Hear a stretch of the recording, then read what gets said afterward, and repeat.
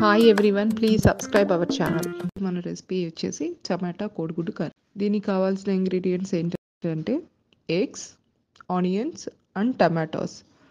ఇవి tomatoes and onions fine chop చేసుకోవాలి, అంటే బాగా సన్నగా తరిగి పెట్టుకోవాలి. ఈ కర్రీ రైస్లోకి చాలా బాగుంటుంది కాబట్టి ఒక పక్క నేను రైస్ కూడా పెట్టేశాను. అండ్ ఇప్పుడు ఏం చేయాలంటే బాయిల్ చేసుకున్న ఎగ్స్ని పెంకు సాయంతో సన్నగా ఘాట్లు పెట్టుకోవడం వల్ల ఏంటంటే కర్రీలో ఉడికేటప్పుడు ఆ గ్రేవీ అంతా లోపలికి వెళ్ళిపోయి ఎగ్స్ టేస్ట్ చాలా బాగుంటుంది. ఇప్పుడు ఒక స్టవ్ మీద ప్యాన్ పెట్టేసుకొని సరిపడా ఆయిల్ పోసుకొని ఆయిల్ హీట్ అయ్యాక కొంచెం పసుపు వేసుకొని, పసుపు ఎందుకంటే ఇప్పుడు మనం ఎగ్స్ ఫ్రై చేస్తున్నాం కదా, ఈ ఎగ్స్ ఫ్రై చేసేటప్పుడు ఈ పసుపు వేస్తే కలర్ చాలా బాగుంటుంది, అందుకు పసుపు వేసాను. ఇప్పుడు ఆ ఎగ్స్ వేసేసి గోల్డెన్ ఫ్రై అంటారు కదా, అలా మంచి కలర్ వచ్చేంత వరకు వేయించుకొని పక్కన పెట్టుకుందాం. ఈ కలర్ వస్తే సరిపోతుంది, తీసి పక్కన పెట్టేసుకుందాం. ఇప్పుడు అదే ఆయిల్లో ఆవాలు, జీలకర్ర, పచ్చెనపప్పు వేసుకొని వేగిన తర్వాత ఆనియన్స్ వేసుకోవాలి. ఆప్షనల్. నేను ఆనియన్స్, గ్రీన్ చిల్లీ 2 కట్ చేసి పెట్టుకున్నాను. 2 కలిపి వేసేసుకొని అవి వేగుతుండగా నేను ఇక్కడ సాల్ట్ ముందరే వేసేస్తున్నాను. ఎందుకంటే సాల్ట్ వేయటం వల్ల ఆనియన్స్ ఈజీగా మగ్గుతాయి, తొందరగా మగ్గుతాయి, ప్లస్ టేస్ట్ కూడా చాలా బాగుంటుంది.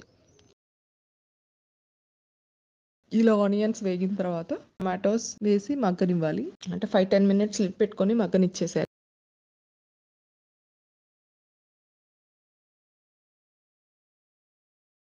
ఇలా మగ్గుతుండగా కొంచెం టేస్ట్కి సరిపడా కారం. ఇక్కడ ఏంటంటే మెయిన్ ఈ రెసిపీకి బాగా టేస్ట్ని ఎన్హాన్స్ చేసేది, అంటే బాగా రెట్టింపు టేస్ట్ పెంచేది ఏంటంటే చింతపండు గుజ్జు. ఇది చింతపండు గుజ్జు 1 మంత్ వరకు ప్రిజర్వ్ చేసుకోవచ్చు ఫ్రిడ్జ్లో.